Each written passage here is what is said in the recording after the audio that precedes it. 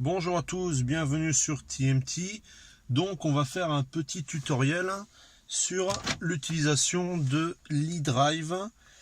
Donc l'eDrive c'est les instrumentations GPS etc. de BMW. C'est ceux qui utilisent ce type de molette. Donc moi c'est du CCC. Donc la molette a 3 boutons. Donc par 3 boutons, j'entends le bouton de menu, le bouton pour tourner. Il y a plus de 3 boutons en fait, parce qu'il y a aussi les boutons gauche, droite, etc. Donc là, on est dans le menu principal de l'eDrive, donc on va dire la base. Si j'appuie mon bouton vers le bas, j'irai dans le menu audio, donc dans lequel j'aurai accès à toutes les stations qui sont mémorisées. Donc bien sûr, là, ça va les activer. Voilà. Je peux aussi faire des recherches manuelles et voir toutes les stations que la voiture capte. Après, j'ai accès à l'AM, au CD si j'en ai mis un dans la voiture, là je n'en ai pas, et après à l'audio aux. Donc l'audio aux, c'est tout simplement la prise jack qui est dans la coudoir. Donc moi j'ai raccordé un fil jack mal dedans pour pouvoir brancher simplement mon téléphone à l'intérieur. Et donc à droite, vous voyez, on a les indications de l'ordinateur de bord. Donc ça, on peut choisir ce qu'on souhaite mettre ici. Soit l'ordinateur de bord, soit désactiver ce côté de l'écran. Donc moi, je laisse toujours sur ordinateur de bord. On peut mettre notre position actuelle, vue perspective, la carte dans le sens marche, etc. etc.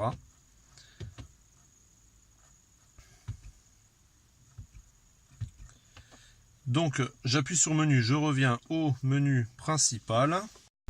Donc je vais par exemple à la communication pour ceux qui ont le Bluetooth. Donc moi je ne l'ai pas, donc il va m'afficher la liste des numéros de contact BMW, etc. Service BMW le plus proche, donc par rapport sûrement à notre position, il va la calculer par rapport au GPS. Donc voilà, passion automobile, ça doit être Carcassonne, etc. etc. Donc c'est plutôt bien. Si j'appuie dessus, je peux l'appeler ou le prendre comme destination. Donc ça, c'est vraiment chouette. Ensuite, on a l'air AC. Donc fonctionnement à l'arrêt, mode automatique, répartition de l'air, etc. Donc là, bien sûr, il n'y a rien. Étant donné que ma ventilation est éteinte. Je n'ai pas démarré la voiture. Fonctionnement à l'arrêt, ça va être pour planifier des heures de mise en marche. Donc si par exemple, vous voulez que la voiture diffuse un peu de fraîcheur ou un peu de ventilation avant de monter dedans, vous pouvez le régler ici. Donc commande directe, ça va être pour la ventilation auxiliaire. Donc là on voit que ma ventilation vient de s'activer. Et donc là elle souffle. Donc je l'éteins sur mon eDrive et ça me le coupe en bas. Vous voyez, hop. Voilà.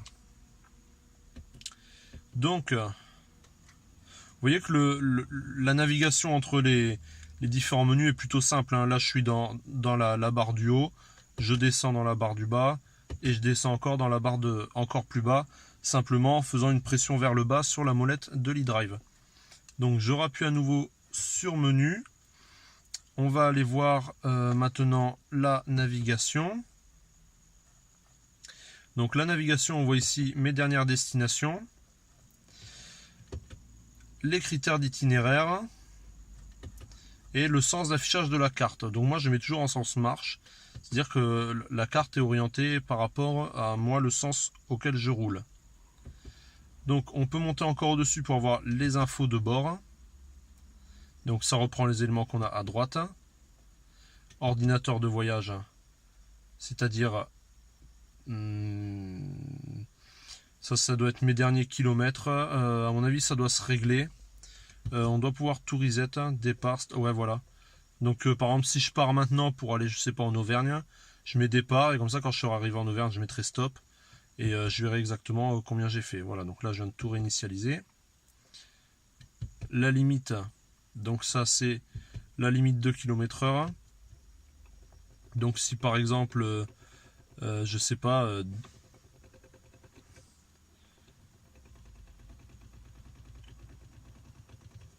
Hop. On va encore monter un peu, vu que en ce moment je roule quasiment que sur l'autoroute. Donc voilà, on va dire que à 140, eh ben, il me mettra très certainement une petite alarme pour me le dire. Là on a un chronomètre, je viens de voir ça, j'avais jamais fait gaffe. Excellent, j'avais jamais fait gaffe qu'il y avait un chronomètre.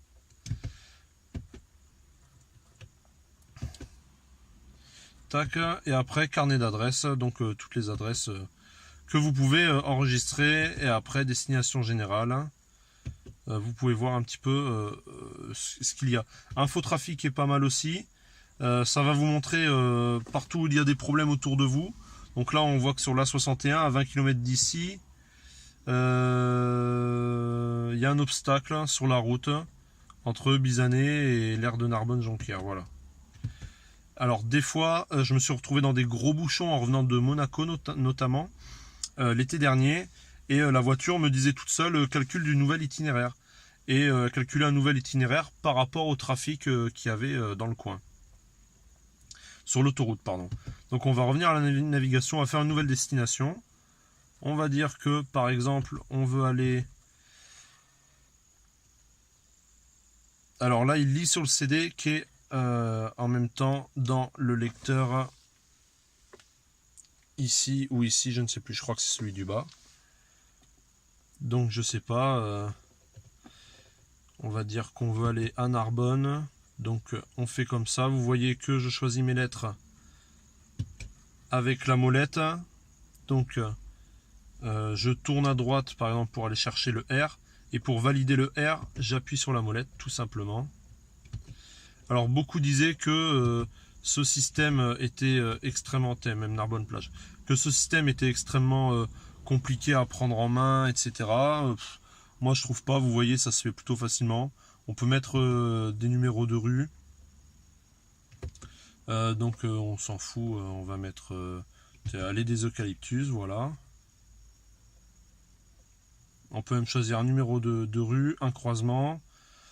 Simplement l'ajouter une liste de destination ou dans le carnet d'adresse. Donc moi on va juste faire démarrer le guidage.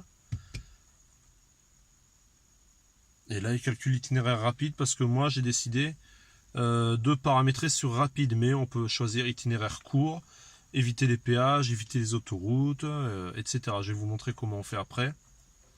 Donc là on voit ma position actuelle. Donc je viens de... Alors attendez, je reviens, hop, là je suis sur la carte. Je pousse à gauche sur ma molette pour aller en haut. Tout à gauche, pardon. Donc là je suis en haut à gauche, vous voyez. Donc je peux réactiver l'audio. L'itinéraire se trouve dans la direction indiquée. Voilà, moi je l'avais coupé. Ici on va pouvoir choisir d'afficher ou non le trait sur la carte. Donc du coup il me recalcule l'itinéraire. Ça va permettre de se déplacer sur la carte. Donc je peux dézoomer, ça me fait un curseur. Et je peux voir un petit peu zoomer par exemple sur ma destination. Donc voilà, je vais me déplacer jusqu'à la destination. Ça va nous permettre de voir un petit peu sur place, voilà, où est-ce que ça se situe. Alors ça c'est un peu gadget, hein, je l'utilise jamais, c'est vrai. C'est vrai qu'avec un écran tactile on aurait mieux fait. Voilà, donc pour sortir de ce mode, après vous appuyez sur la touche du centre et on va faire la flèche pour revenir là. Ici on peut choisir d'afficher ou non des icônes. Donc par exemple ça va vous afficher, quand vous allez passer proche d'une concession, ça va vous afficher une petite clé à molette pour vous dire que c'est le lieu de réparation. Ici on va pouvoir changer le mode d'affichage, donc ce qu'ils appellent le mode 3D, qui est pas très beau parce que le bandeau de nuage en haut il est comme ça tout le temps. Le mode nord uniquement, ou le mode suivi, ce que j'utilise le plus. Ici vous allez pouvoir changer ce que je vous disais, exclure autoroute, itinéraire rapide, dynamique, etc. Donc dynamique, c'est quand la voiture nous informe qu'il y a des bouchons et qu'elle nous calcule un nouvel itinéraire. Et après ici vous allez avoir retrouvé ce qu'on a vu tout à l'heure, les anomalies sur le parcours, ou proche de notre parcours. Donc on va maintenant quitter notre navigation, donc je reviens en arrière, je remonte pour revenir à ma destination, et je fais désactiver guidage. Je peux même l'effacer de ma liste parce que je m'en fiche. Donc voilà un petit peu pour la navigation. Si vous avez des questions sur ça, n'hésitez pas. Je reviens au menu. Je vais vous montrer maintenant un autre menu, on va dire le menu système. Donc vous appuyez longtemps sur le bouton du milieu et en fait vous rentrez dans le i qu'on voit au milieu de l'écran là. Donc j'appuie longtemps, je rentre et j'arrive ici. Donc ici vous allez pouvoir accéder à tous les réglages possibles pour votre véhicule. Notamment, regardez le réglage infotrafic, donc qui est sur automatique. L'heure, la date bien sûr, la langue, les pneus pour quand vous faites la pression, le verrouillage des portes, l'indicateur de crevaison, donc c'est ici. Vous allez pouvoir configurer les touches du volant. Donc vous voyez que moi j'ai configuré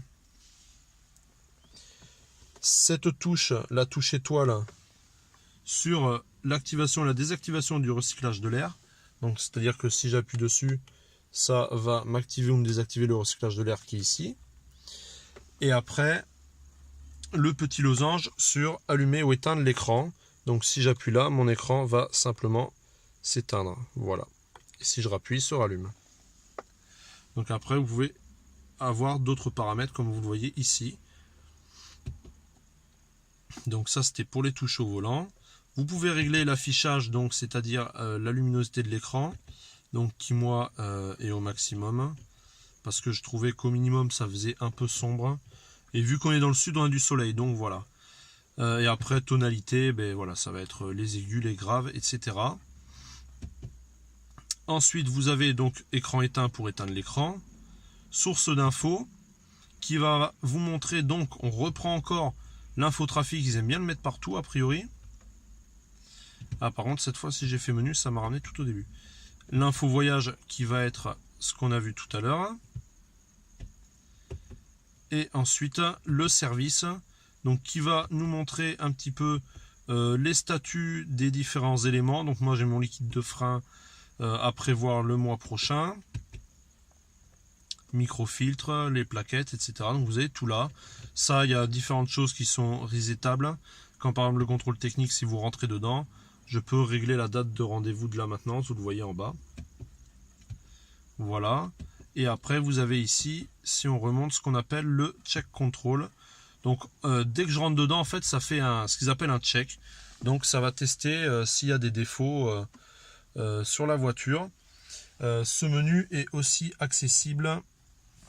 Le menu du check, pardon, est aussi accessible par la molette à ma gauche, vous voyez. En montant, j'ai check, j'appuie sur BC, je rentre dedans. Et là, il me dit check OK et il reprend ici aucun défaut en me le mettant dans la barre du bas. Donc voilà un petit peu pour ce tutoriel sur l'e-drive. Vous le voyez, tutoriel vraiment simple qui vous montre un petit peu les opportunités et ce qui est possible de faire avec le e-drive.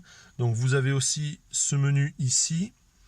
Donc en montant la molette, j'ai le check, je peux régler l'heure et la date comme ça, mais bon c'est vrai que c'est plus pratique de le faire depuis l'e-drive.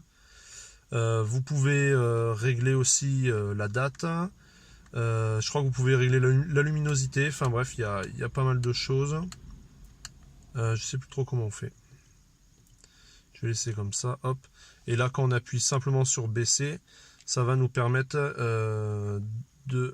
d'afficher différents éléments au-dessus du kilométrage. Donc mon autonomie, ma vitesse moyenne, ma conso moyenne, ma conso actuelle et ma vitesse qui est une option ça activable avec Carly. Donc voilà, si vous avez d'autres questions concernant tout ça, n'hésitez pas à poser vos questions dans les commentaires, j'y répondrai avec grand plaisir. Donc là vous voyez, il me dit service, il me reprend l'information qu'on a vue tout à l'heure, c'est-à-dire le liquide de frein qui est à faire. Voilà, merci à tous, pensez à vous abonner, à activer la cloche de notification et bien sûr à partager. Merci à tous et à très bientôt.